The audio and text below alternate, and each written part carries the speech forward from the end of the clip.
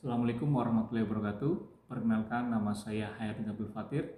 Saya dari program Pascasarjana Universitas Pancasila Tegal, Magister Pedagogi. Nah, di sini saya ingin menjelaskan tentang model pembelajaran Berkman and More. Nah, saat ini telah tumbuh dan berkembang seiring dengan kemajuan teknologi komunikasi dan informasi yang berbasis pada komputer. Pergeseran paradigma pendidikan saat ini telah mengubah era mengajar menjadi era belajar. Nah, di sini telah banyak dikembangkan suatu model self-regulated learning atau untuk media dalam pembelajaran face-to-face. Untuk mengembangkan produk multimedia, diperlukan suatu model pengembangan. Dengan menggunakan model pengembangan tertentu, diharapkan suatu produk bisa memiliki kualitas yang bisa diandalkan. Nah, model Berkman and More ini adalah untuk mengatasi kesenjangan antara harapan dan kenyataan. Hal ini berarti terdapat jurang memisah antara apa yang diharapkan dengan kenyataan yang dihadapkan pada kenyataan sebenarnya.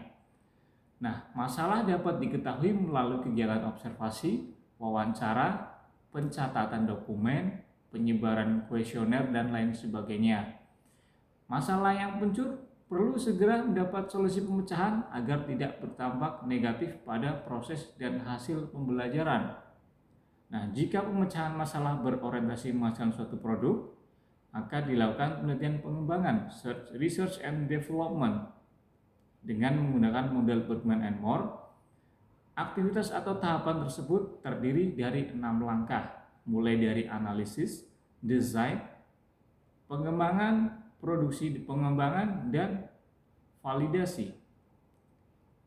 Nah, sekarang saya ingin menyampaikan yang pertama adalah analisis. Seperti kebanyakan model yang lainnya, pada model Berkman and More ini mendorong desainer untuk melakukan analisis awal secara menyeluruh dengan cara memeriksa berbagai aspek yang terlibat dalam pengembangan produknya. Model ini menunjukkan 4 bidang analisis, mulai dari analisis masalah. Analis masalah akan menjadi latar belakang mengapa suatu kegiatan penelitian dilakukan. Nah, kemudian adalah analisis sasaran. Analisis sasaran ini memaparkan secara jelas siapa sasaran yang akan menggunakan produk pengembangan. Nah, dalam hal ini adalah saya sendiri sebagai guru BK di sekolah swasta. Nah, karakteristik sasaran ini akan menggunakan produk pengembangan perlu diuraikan dulu agar produk tersebut benar-benar tepat sasaran.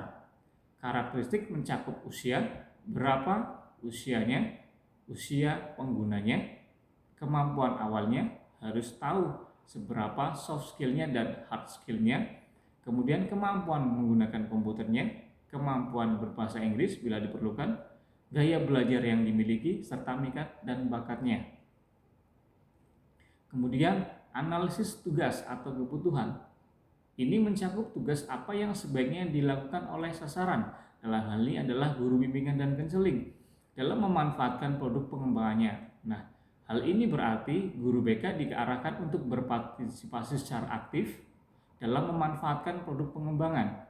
Tugas-tugas yang diberikan kepada sasaran antara lain menjawab pertanyaan yang berkaitan dengan materinya, mengerjakan lembar kerjanya, memecahkan masalah yang diberikan, mendiskusikan topik-topik tertentu, resume materi, dan membuat peta konsep. Yang selanjutnya adalah analisis lingkungan. Lingkungan fisik dan sarana di sekolah atau lembaga pendidikan lain harus memperhatikan dan memanfaatkan produk yang dikembangkan. Misalnya di ruang BK. Dalam hal ini guru BK harus mengerti tentang ruang kerjanya, mengenai dukungan daya listrik yang tersedia, ruangan yang memadai, fasilitas ruangan, dan berbagai hal berkenaan dengan sarprasnya perlu dianalisis sebelum mengembangkan suatu produk. Contohnya adalah mengembangkan produk multimedia harus didukung oleh ketersediaan komputer dan laboratorium komputer. Kemudian di sini ada juga tahap desain, merupakan lanjutan dari tahap analisis. Tahap ini menggunakan output berupa deskripsi produk yang dikembangkan dalam kegiatan analisis dan mengelompokkannya menjadi 2 tingkat, desain umum dan desain rinci. Desain umum itu yaitu menentukan urutan segmen program, dan desain rinci adalah menentukan unsur-unsur motivasi, penyajian stimulus agar siswa mau berinteraksi, mau berpartisipasi, sajian materi dengan berbagai media pemberian soal beserta umpan baliknya. Kemudian tahap pengembangan adalah menyiapkan produk, dokumen untuk tahap produksinya. Komponen yang dikembangkan menjadi desain navigasi, kebutuhan media audio pada tahap desain dikembangkan menjadi skrip audio. Begitu juga kebutuhan video pada tahap desain dikembangkan menjadi shooting script. Kemudian adalah produksi kegiatan. Nah, dokumen dari hasil tahapan pengembangan tersebut menjadi tahap produksi yang akan memberikan kontribusi pada produk akhirnya. Misalnya, storyboard pada tahap pengembangan diimplementasikan menjadi tampilan antarmuka, interface, media, dan komponen-komponen media. Dan yang kelima adalah tahap penggabungan, merupakan tahap mengintegrasikan beberapa media menjadi satu produk yang utuh. Nah, tahap ini memiliki 3 subaktivitas, yaitu tahap pengkodean, yaitu untuk mengintegrasikan unsur multimedia, menggunakan kode sesuai software yang digunakan menjadi serangkaian presentasi yang utuh.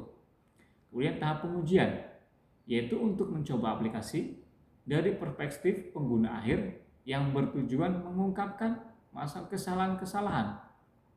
Dan kemudian tahap penyetelan, untuk melihat kelancaran dan memperbaiki presentasi, logika, dan interaksi menjadi produk yang siap divalidasi atau divalidasi. Kemudian selanjutnya adalah tahap validasi, yaitu tahap mengkomparasikan produk dengan sasaran. Pada model Bergman and Moore menyarankan 3 langkah untuk aktivasi validasi atau aktivitas validasinya. Yang pertama, persiapan. Nah, di sini guru BK itu membuat instrumen validasi, menentukan fasilitator, siapa fasilitatornya, dan membangun lingkungan yang kondusif sebelum fasilitasi atau validasi dilaksanakan. 2. Melakukan validasi, yaitu melalui pengamatan, wawancara, maupun rekaman. Jadi guru BK di sini melakukan pengamatan terlebih dahulu, mengumpulkan data dengan melakukan wawancara, maupun diabadikan dengan rekaman. Dan yang ketiga adalah menilai hasil validasi, yaitu menganalisis temuan menjadi laporan resmi untuk diperiksa dan untuk menentukan tindakan berikutnya yang mungkin dilakukan. Nah, seperti itu yang bisa saya sampaikan mengenai apa itu model pembelajaran Bergman and Moore. Semoga ada manfaatnya dan sampai ketemu lagi di kesempatan yang berikutnya. Terima kasih, sekian dari saya. Wabillahi taufiq wal hidayah. Assalamualaikum warahmatullahi wabarakatuh.